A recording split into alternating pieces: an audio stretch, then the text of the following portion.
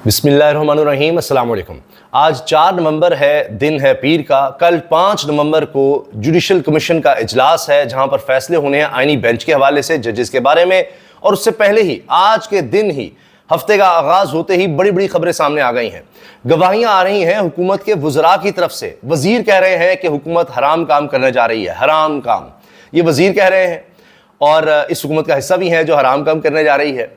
इसके अलावा अब सेनेटर अफनानुल्लाह, सेनेटर हैं, वो भी गवाहियां दे रहे हैं कि ये सिस्टम क्या है, ये कौन सा निज़ाम चल रहा है। वो हाइब्रिड की गवाहियां खुद दे रहे हैं, अपने लोग ये बात कर रहे हैं और कहते हैं कि अभी फिलहाल इस तरह से चलेगा। और फिर वो कह रहे हैं ज़बरदस्ती वोट डलवाना ये बड़ी बुरी बात है। ये बातें उन्होंने ARY से बात करते हुए कही हैं, नईम अशरफ भट्ट साहब से बात करते हुए। ये सब बातें उन्होंने कही हैं, ऑन रिकॉर्ड कही हैं, कैमरे के सामने कही हैं। तो अब इस हुकूमत की क्या हैसियत रह गई? ऊपर से वजीर साहब की जो बात है वो तो क्या ही बात है जी। और हामिद मीर साहब ने कॉलम में उसका जिक्र कर दिया है ऊपर से, वो भी बहुत दिलचस्प है, उस पर भी हम बात करेंगे। फिर मंसूर अली शाह साहब, जिन्होंने जुडिशल कमीशन का हिस्सा होना है, जिनको चीफ जस्टिस याहिया अफरीदी ने सीनियर मोस्ट जज करार दे दिया है, वो भी शामिल है उस जुडिशल कमीशन में जिसने फैसले करने आईनी बेंच के और जजेस के। उन्होंने आज एक मुकदमे में बड़े ज़बरदस्त रिमार्क्स दिए हैं और ये सुई गैस का मुकदमा था और उसमें वकील साहब ने कहा कि जी ये आईनी बेंच के सामने जाएगा, आप इस केस को ना सुने। तो मंसूर अली शाह साहब के रिमार्क्स थे कि सब कुछ आईनी बेंच में ना लेकर जाएं, कुछ केसेस हमारे पास भी रहने दें, क्योंकि ये केस आईनी बेंच का नहीं है, इसमें आइन का कोई सवाल नहीं है। ये गैस के हवाले से एक मुकदमा है, आप इसको हर चीज को आइन से ना जोड़ दें, आइन की तरफ ये नहीं जा सकता। तो उनकी सोच बड़ी वाज़ेह हो गई है, उन्होंने कह दिया है कि सब कुछ आईनी बेंच के सामने तो नहीं जाएगा। तो अपनी सोच के पक्के हैं। वापसी के बाद, जब से उम्रा करके वापस आए हैं, उसके बाद से मंसूर अली शाह साहब के ये पहले रिमार्क्स हैं जो अब आप देख रहे हैं कि हाईलाइट हो रहे हैं, हर तरफ इसकी ब्रेकिंग न्यूज़ चल रही है। तो बता रहे हैं कि वो कोई घबराए नहीं है कि जी चीफ जस्टिस नहीं लगाया गया या उनके खिलाफ जो कंपेन चलाई गई उससे वो अपना मकसद हासिल करके रहेंगे, जो है जुडिशरी की इंडिपेंडेंस और इंसाफ की फराहमी। लगता है कि वो कोई दबाव कबूल नहीं करने वाले। अच्छा, इसके साथ साथ इमरान खान साहब के हवाले से जो खबरें आई हैं, एक तो ये कि आज तोशा खाना 2 केस में, जिसमें बुशरा बीबी की रिहाई हो चुकी है, उस केस में इमरान खान साहब की भी दरख्वास्त आई और FIA को नोटिस हो गए हैं। अब बाजार यही लगता है कि इसमें भी इमरान खान साहब को रिहाई मिल जाएगी, या मिलनी तो चाहिए क्योंकि बुशरा बीबी की रिहाई हो गई है। आज तो बुशरा बीबी रो ही पड़ी हैं अदालत के सामने कि यहाँ हमें इंसाफ की कोई उम्मीद नहीं है, यहाँ कोई कुछ नहीं कर सकता। वो कुला हों, जज तो इंसाफ देते नहीं है। और उन्होंने कहा कि मेरा कंबल और दीगर चीज़ें गाड़ी में ही हैं, मुझे यहीं से जेल भेज दे बेशक आप। और जो इंसान, यानी इमरान खान की बात की, जो जेल में है, क्या वो इंसान नहीं है? बिला वजह वो जेल में है, नाइंसाफ़ी हो रही है, किसी को नज़र नहीं आता ये सब क्या हो रहा है। उन्होंने पूरे सिस्टम को साफ साफ अल्फाज में बता दिया है कि उन्हें कोई उम्मीद नहीं है इस सिस्टम से। तो लिहाजा अगर डील हुई होती तो उनको रोने की भी ज़रूरत नहीं थी और उनको फिक्र करने की भी ज़रूरत नहीं थी कि जी इमरान खान रिहा होगा या नहीं होगा। डील हो गई तो बात ख़त्म हो गई, तो इस तरह की तो उनको परेशानी की ज़रूरत नहीं थी। खैर, इमरान खान साहब के ज़ाती मुआलिज की भी खबर आ गई कि वो भी इमरान खान का मुआयना कर रहे हैं। इससे पहले यह अहकामात अदालत की तरफ से आए थे और सरकारी डॉक्टर भी इसमें होंगे, और देखते हैं कि अब क्या इसमें खबर सामने आती है और डॉक्टर साहब इमरान खान साहब के बारे में क्या बताते हैं, उनकी सेहत के बारे में क्या बताते हैं। इस वक्त ज़ाहिर है कि पाकिस्तान के मकबूल तरीन लीडर हैं और सारी तो पार्टियां हुकूमत में हैं, अपोजिशन तो कोई है नहीं, एक ही पार्टी है जो अपोजिशन कर रही है और वह तहरीक-ए-इंसाफ, और उसके सरबराह को जेल में डाला हुआ है। जैसे वो बाहर आ गया तो हुकूमत गिर जाएगी, वो जेल में है तो हमारा निज़ाम चल रहा है। सारी हुकूमत, सारा निज़ाम उस एक शख्स के गिर्द घूम रहा है कि वो जेल में रहेगा तो चलेंगे, बाहर आ गया तो हमारी कहानी खत्म है। आज़म स्वाति साहब को 8 मुकदमात में रिहा करने का हुक्म आ गया है और उनकी ज़मानत मंजूर हो गई है बाद गिरफ्तारी, उनको भी रिहा करने का हुक्म दे दिया गया है। इसके साथ जनाब, जो मैं अर्ज़ कर रहा था हराम काम की बात, वो हामिद मीर साहब का कॉलम है सब्ज़ किताब, यानी आइन के हवाले से वो लिख रहे हैं। आइन की किताब, जो काजी फाइसा कहते थे ना, आईनी बेंच, और वो आईनी हमने बात करनी है, तो अब उसी हवाले से उन्होंने सब्ज़ किताब पर हामिद मीर साहब ने कॉलम लिखा है। कहते हैं मुस्लिम लीग नून ने 26वीं आईनी तरमीम के जरिए याहिया अफरीदी को खुद चीफ जस्टिस बनाया और अब सोशल मीडिया पर खुद ही इनके खिलाफ मुहिम चलानी शुरू कर दी, क्योंकि वो आइन की सब्ज़ किताब के मुताबिक सब जजों को साथ लेकर चल रहे हैं। चीफ जस्टिस को ब्लैकमेल करने की कोशिश खुदकुशी के मुतरादिफ है। आगाज में लिखते हैं, ये अल्फाज हैं जो मैं कह रहा था, हराम, खुदकुशी हराम है। हामिद मीर साहब कह रहे हैं खुदकुशी हराम है, मुस्लिम लीग नून की मौजूदा हुकूमत खुदकुशी की तरफ बढ़ रही है, मैं इस खतरे से बेखबर था। हामिद मीर साहब कह रहे हैं मुझे नहीं पता था इस बात का कि हुकूमत हराम काम करने जा रही है, खुदकुशी करने जा रही है, मैं बेखबर था। मुझे इस खतरे की खबर विफाकी काबीना के एक रुकन की गुफ्तगू में मिली, यानी विफाकी काबीना का रुकन, जाहिर है वो वजीर है, उसका रुकन है, मुशीर है, काबीना का हिस्सा है, उसने ये कहा कि भाई हम तो खुदकुशी करने लगे। वो सोशल मीडिया पर नए चीफ जस्टिस याह्या अफरीदी के खिलाफ शुरू होने वाली मुहिम पर काफ़ी परेशान लग रहे थे, काफ़ी परेशान थे कि जो सोशल मीडिया पर हमने मुहिम शुरू कर दी है चीफ जस्टिस के खिलाफ, हम पकड़े जाएंगे, इसके पीछे हम हैं, हुकूमत खुद कर रही है, पकड़े जाएंगे, फारिग हो जाएंगे कि हम तो खुद अदलिया को और चीफ जस्टिस को तबाह करने की कोशिश कर रहे हैं, उनको बदनाम करने की कोशिश कर रहे हैं, हुकूमत इस काम पर लगी हुई है। आप सोचिए ना ज़रा, यह हाल है, ये हर चीज़ को कंट्रोल करना चाहते हैं। लीगी सेनेटर अफनान उल्लाह ने 26वीं तरमीम में ज़बरदस्ती वोट लेने को गलत करार दे दिया, कहा किसी से कभी भी ज़बरदस्ती वोट लेना गलत है।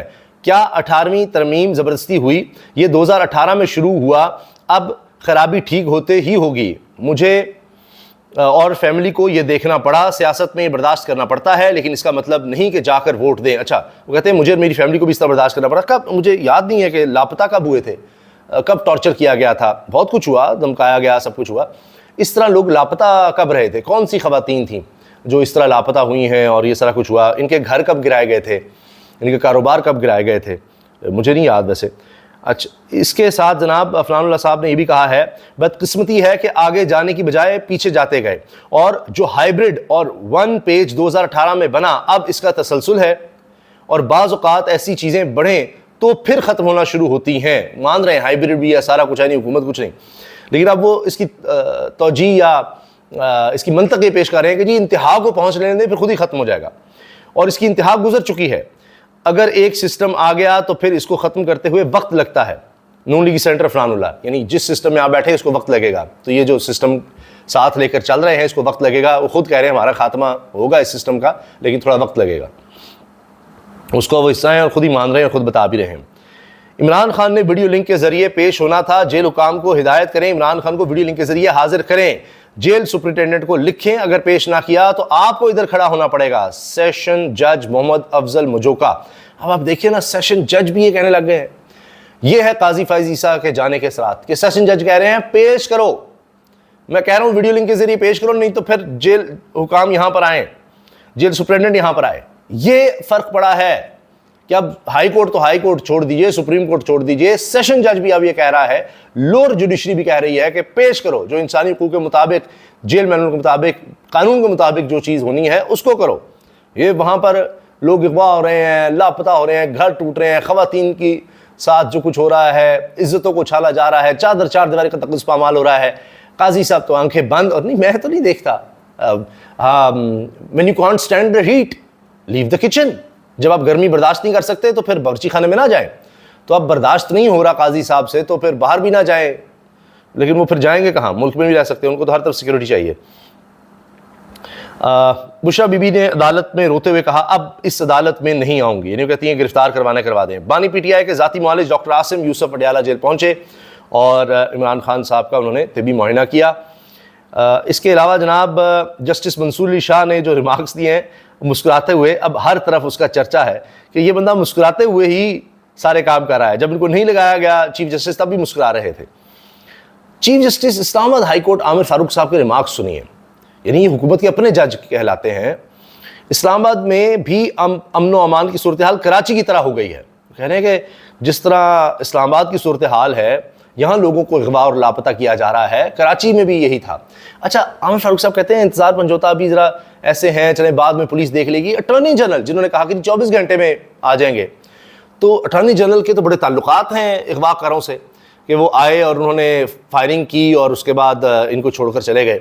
तो अटॉर्नी जनरल के बारे में बुरी बात ना कहें, ये आमिर फारूक साहब चीफ जस्टिस कह रहे हैं कि बुरी बात ना करें, उन्होंने बड़ा किरदार अदा किया है इनकी बाजियाबी में। वो अगवाकार थे जिन्होंने इमरान खान साहब के फोकल पर्सन को और वकील को लापता किया था, अगवा किया था, और कभी रब्ता भी नहीं किया घर वालों से कि उनको 2 करोड़ रुपया चाहिए। इसके अलावा वो इस तरह फायरिंग करके छोड़कर भी चले गए। और अटॉर्नी जनरल जो है उनके पास पूरी कौम को जाना चाहिए, उनसे बेहतर जुमी कोई नहीं है इस वक्त, और उनको कोई भी शख्स अगर लापता है, अगवा है, कोई क्राइम हो रहा है, उनको एग्जैक्ट पता होगा कि कब वो छूट जाएगा, क्या हो जाएगा। फिर समझ नहीं आई, उन्होंने कहा है उन्होंने बड़ा किरदार अदा किया अटॉर्नी जनरल ने, तो कोई मुज़ाकरात किए अगवाकारों से, ये भी पता चलना चाहिए। हुक्मरानों के आखिरी दिन आ गए, इतना जुल्म ना करें कि कौम बगावत पर उतर आए, शेख रशीद। और वो कहते जी ये जो दौरे कर रहे हैं बाहर जा जाकर, ज़रा इसकी तफसीलात लें, स्टेट बैंक या FBR साबित करें कि हुकूमत के दौरों से मुल्क में कोई सरमायाकारी आई है। साबित करने की ज़रूरत, सबको पता है कि एक ढिले की कोई सरमायाकारी नहीं आई, बस पैसे लगा रहे हैं। तो अब देखते हैं कि क्या होता है, क्योंकि अब तो खुद इनके अपने सेनेटर अफनानुल्लाह हों हाइब्रिड निज़ाम को कह रहे हैं और कहते हैं कि इसका खात्मा होना है, और ख़ुदकुशी वाली बात इनके अपने वज़ीर कर रहे हैं। कल का दिन बड़ा अहम है, कल पता लग जाएगा मीटिंग के दौरान कि ये हुकूमत किस तरह खुदकुश हमला करती है। और उसकी वजह यह है कि ये डेस्परेट हो चुके हैं। इन्होंने जस्टिस याया अफरीदी को जिस सोच के साथ लगाया था वो सारा काम उल्टा पड़ गया है। अब जाहिर है कि ये टक्कर लेंगे, टकराएंगे। जिस तरह इन्होंने आइन को पामाल किया है, इन्होंने सारे काम गलत किए हैं, करते चले गए हैं, और इनका ख्याल है कि अब हर दफ़ा हम इसी तरह इलेक्शन लड़ लेंगे, वरना तो कहानी खत्म हो चुकी है। अवाम में इतनी गैर मकबूल हुकूमत कभी नहीं थी, इतनी काबिल नफरत हुकूमत कभी नहीं थी। अब ये समझते हैं कि अब हम हर चीज़ को कंट्रोल करें, इनको फोबिया है, और ज़ाहिर है कि खुदकुशी है, इनके लोगों को भी पता है खुदकुशी है, लेकिन इनको लगता है कि अब इसके अलावा चारा कोई नहीं है, हम ये कर गुजरेंगे, उसके बाद दोबारा फॉर्म 47 वाले हमें लगा देंगे, जो कि अब मुमकिन नहीं है। इस तरह हो ही नहीं पाएगा, ये मैं आपको बिल्कुल गारंटी कर रहा हूँ कि बस जो इन्होंने 2024 में करना था वो कर लिया। उसकी एक मिसाल सिर्फ, बाकी बड़ी लंबी हो जाएगी बात, तारीख में भी मौजूद है, हमारी तारीख में भी, कि एक दफ़ा इस तरह जरूर इलेक्शन डिक्टेटर्स करवाते हैं, उसके बाद नहीं हो पाते। जिस तरह काजी फाइसा साहब अब कहाँ मिलेंगे इनको। बस मैं इतनी ही बात करके इस वीडियो को ख़त्म करते हैं। दुआओं की दरख्वास्त है, इजाज़त दीजिए, अल्लाह हाफ़िज़।